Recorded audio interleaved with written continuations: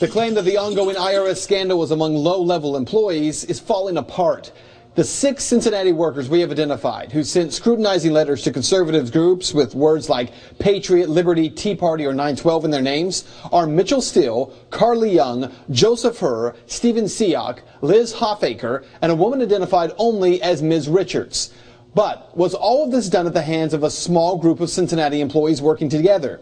During Friday's congressional hearing, that appeared to be the theme. This small group of people in the Cincinnati office screwed up. Nobody's going to deny that. Well, that explanation just became less likely thanks to 2 sources connected to the IRS. We now understand the chain of command for these workers. Mitchell Steele, Carly Young, Joseph Herr, and Liz Hoffaker each are IRS agents. Stephen Siak is a supervisor IRS agent. But according to the IRS Employee Directory, which Fox 19 has obtained exclusively, each of these agents has a different manager, and then above them, a different territory manager. Now that is important because while it may sound reasonable to the average person that these workers began targeting groups on their own, the IRS structure is designed to prevent that.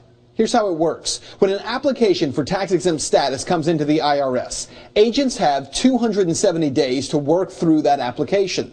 If the application is not processed within those 270 days, it automatically triggers flags in the system.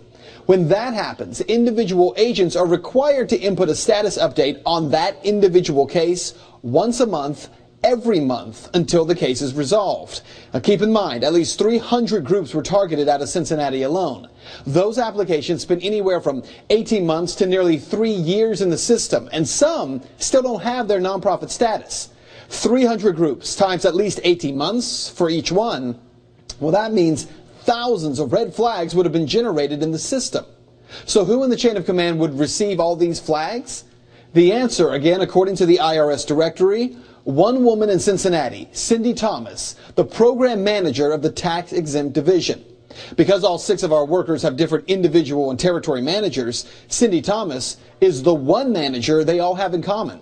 And it turns out Cindy Thomas's name is one we've heard before. The independent journalism group ProPublica says in November of 2012, they had requested information on conservative groups that receive nonprofit status. But along with that information, the IRS released private information on 9 conservative groups that had not yet been approved and personal information that had not been redacted. Wyoming posted on Facebook that he'd like to know why the IRS shared information from Tea Party groups with the liberal media group ProPublica. Does anybody have an answer to that? There were in the media discussions of the release of some data to ProPublica. A referral was made to TIGTA on that out of our offices, and at this point, I think Mr. can speak to that better than I. The person who signed off on that release, Cindy Thomas. So what this means for you, consider this chain of command since the story broke. Former acting IRS Commissioner Stephen Miller retires. Joseph Grant retires. Lois Lerner says she will invoke her Fifth Amendment right. Holly Paz, subpoenaed to be interviewed in Washington, and all of them based in D.C. Then, one level down is Cindy Thomas, the highest-ranking employee in Cincinnati in this department that no one in Congress is talking to yet. And that is Reality Check.